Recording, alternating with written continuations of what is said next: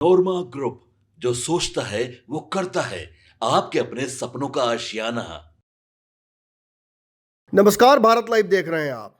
देखिए, आज नीतीश कुमार की यात्रा एक बार फिर शुरू होनी है। नीतीश कुमार जिस वक्त आप ये खबर देख रहे होंगे, यात्रा की तैयारी में होंगे। हालांकि इसको लेकर संशय है।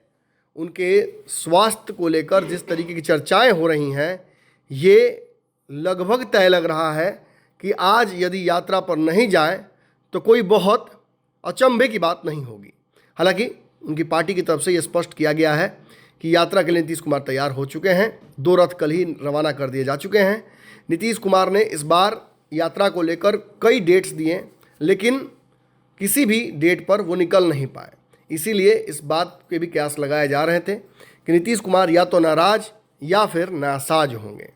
अब इस पूरी घटना पर तेजस्वी यादव का रुख क्या है? क्या विपक्ष बिहार का नीतीश कुमार की यात्रा के साथ खड़ा है या उसके खिलाफ खड़ा है? क्या विपक्ष नीतीश कुमार को साथ लाने का जो प्रयास है उसे जारी रखे हुए, या फिर एनडीए ने नीतीश कुमार को रोक लिया है?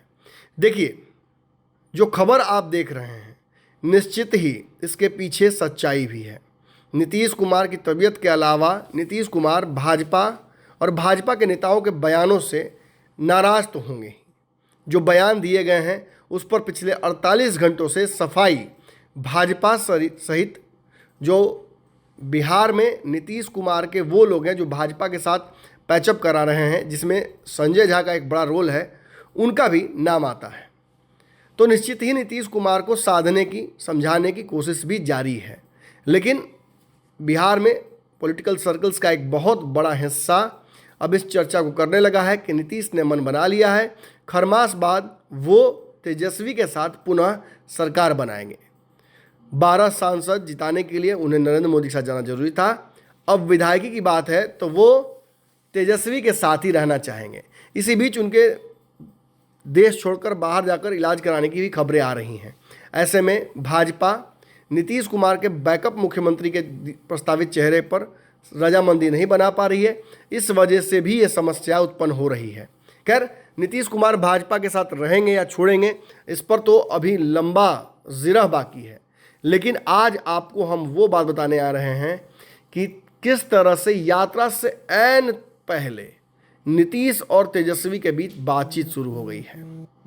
जी, आप सही सुन रहे हैं। नीतीश कुमार के क्रियाकलाप से पहले, उनकी यात्रा के निकलने से पहले तेजस्वी यादव ने उनको एक पत्र लिख दिया है। ये पत्र तेजस्वी यादव का लगातार वायरल हो रहा है। इस पत्र में तेजस्वी यादव ने जो मांग की है उस पर भी चर्चा करेंगे, लेकिन उससे पहले जान लीजिए कि इससे पहले नीतीश कुमार को कई पत्र महागठबंधन और इंडिया गठबंधन की तरफ से लिखे गए हैं। कई बार नैतिकता का तकाजा देकर केजरीवाल या फिर अखिलेश या ममता ने उन्हें वापस इंडिया गठबंधन की तरफ आने के लिए प्रस्ताव दिए हैं, लेकिन इस पर अब तक उन्होंने अपनी तरफ से कोई प्रतिक्रिया नहीं दी है। लेकिन अमित शाह द्वारा दिए गए मुख्यमंत्री के चेहरे पर बयान और फिर बाबा साहब अम्बेडकर के विवाद के बाद नीतीश कुमार के बारे में कहा जा रहा है, ये कयास लगाया जा रहा है कि वो इन सभी घटनाओं से नाराज हैं। तो क्या नीतीश कुमार तेजस्वी यादव से बातचीत शुरू कर चुके हैं? क्या नीतीश और तेजस्वी के बीच फिर से दोस्ती शुरू हो गई है? क्या खरमास बाद खेल हो जाएगा? इन सारे विषयों पर बातचीत करने के लिए हमारे साथ बाबा मौजूद हैं। बाबा के हाथ वो पत्र भी है जिस पत्र में तेजस्वी यादव ने नीतीश कुमार को जो बातें लिखी हैं वो स्पष्ट बाबा ही बताएंगे। बाबा, सबसे बड़ी बात है नमन जी कि जब ये शुरुआत हुई और इस पत्र को लेकर के जब हम चर्चा करने के लिए बैठे हैं, तो इससे पहले हम कुछ और भी चिट्ठियां हैं जिसकी आपने तो लेआउट दे ही दिया था, लेकिन उसके बाद जो हम आपको बता रहे हैं कि जब इस तरह की कोई घटना घटी है या बिहार में राजनीतिक उथल पुथल हुई है, तो उसके पीछे एक चिट्ठी जरूर रही है, चाहे वो चिट्ठी जिस मकसद से और जिस परिप्रेक्ष्य में लिखी गई हो। ये चिट्ठी जो मुख्यमंत्री को तेजस्वी यादव ने लिखी है, उन्होंने इस चिट्ठी को लिखने के साथ साथ कहा है कि मैंने कई बार आपसे आग्रह किया है, व्यक्तिगत रूप से भी और अन्य माध्यमों से भी, यानी कि ये भी कहा जा सकता है कि इस चिट्ठी लिखने से पहले फ़ोन के माध्यम से भी नीतीश कुमार से बातचीत हुई होगी, क्योंकि अन्य माध्यमों का उन्होंने जिक्र किया है। ये पूरा का पूरा मामला है कि तेजस्वी यादव जब कल अचानक ट्रेन से पटना पहुंचे तो ये चर्चा शुरू हो गई कि आखिर क्यों आए हैं, और इसकी खबरें भी हमने आपको बताई थी। इन खबरों के साथ साथ सबसे बड़ी बात ये सामने नज़र आ रही थी कि दिल्ली से लेकर के पटना तक हलचल मचा हुआ है। एक तरफ राजनीतिक हलचल है और दूसरी तरफ धरना और प्रदर्शन का सिलसिला जारी है। इन सभी बातों को लेकर के 13 तारीख को जो 70वीं बीपीएससी की परीक्षा हुई थी उसको लेकर के एक चिट्ठी भी सामने नज़र आ रही है। इसमें कहा यह जा रहा है कि इस सरकारी नियुक्ति प्रक्रियाओं में व्यापक संस्थागत भ्रष्टाचार को छुपाने की कोशिश की जा रही है। इसके साथ साथ उन्होंने कई पॉइंट्स लिए हैं, लगभग 8-9 पॉइंट्स रखते हुए तेजस्वी यादव ने नीतीश कुमार को पत्र लिखा है, और ये पत्र खास करके उनके यात्रा पर जाने से ठीक पहले आना कहीं ना कहीं इस बात की तरफ इशारा कर रहा है कि क्या राजनीतिक रूप से कई तरह की बातें चल रही हैं। क्या परीक्षा आयोजन के सभी अभ्यर्थियों के लिए लेवल प्लेइंग फील्ड उपलब्ध कराना सरकार एवं बिहार लोक सेवा आयोग की अहम जिम्मेवारी है। अलग अलग तिथियों में अलग अलग प्रश्न पत्रों द्वारा लिए गए प्रतियोगिता परीक्षाओं में अभ्यर्थियों के मेधा का सही मूल्यांकन संभव नहीं है।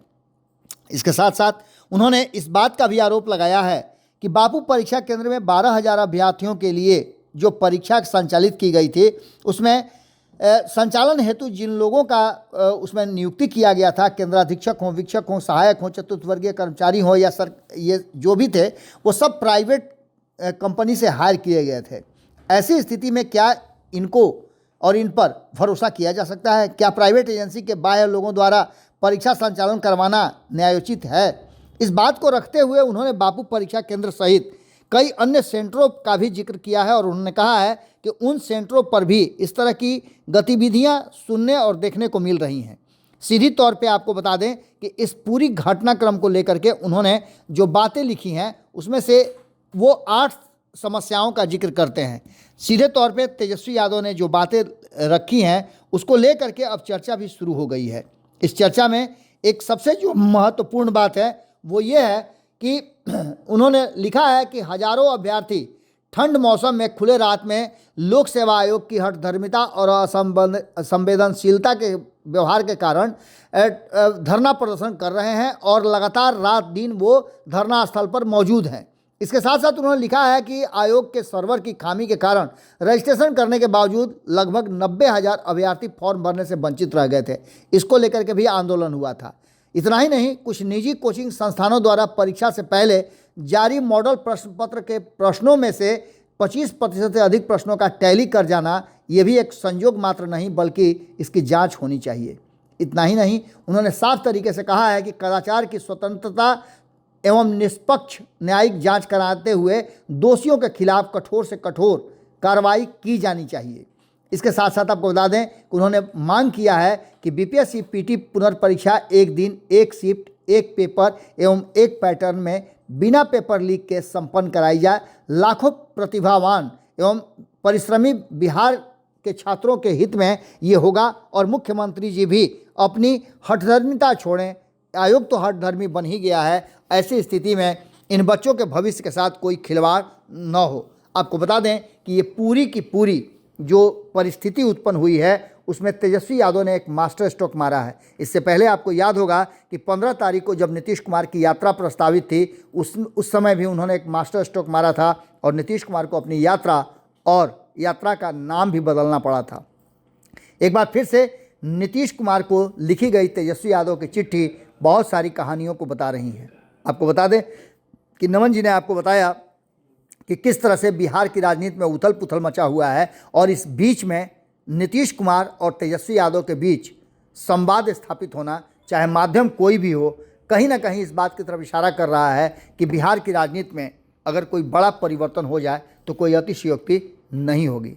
देखना दिलचस्प होगा कि इस पत्र का जवाब आता है कि नहीं आता है। हालांकि हमने आपको कल ही खबरों में बताया था कि इसका जवाब जदयू की तरफ से आना शुरू हो गया है। हालांकि इस पर दिल्ली में बैठे उप मुख्यमंत्री सम्राट चौधरी ने भी अपनी बात रखी है और उन्होंने कहा है कि इस तरह का कोई भ्रष्टाचार नज़र नहीं आ रहा है। जहां हुआ है वहां के परीक्षा तो कैंसिल हो ही रहे हैं, वहां पुनः परीक्षा होगी, लेकिन मैं देखूंगा कि इस पर और क्या चल रहा है। यानी कि सीधी तौर पे आप समझ लीजिए कि सरकार कहीं ना कहीं इस चिट्ठी के बाद बैकफुट पर तो हुई है ही, लेकिन ये चिट्ठी किसी और को न लिख करके सीधे मुख्यमंत्री को लिखना और मुख्यमंत्री से संवाद स्थापित करना कहीं ना कहीं राजनीतिक दिशा को एक नया मोड़ दे रही है। क्या होगा ये देखने वाली बात होगी। हमारी नज़र पूरी घटनाक्रम पर बनी हुई है, आपकी नज़र भारत लाइव पे होनी चाहिए।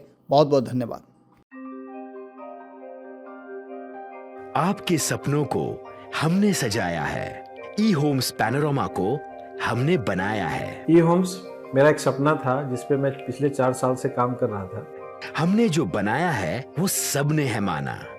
ई होम्स पैनोरामा में हो आपका भी आशियाना।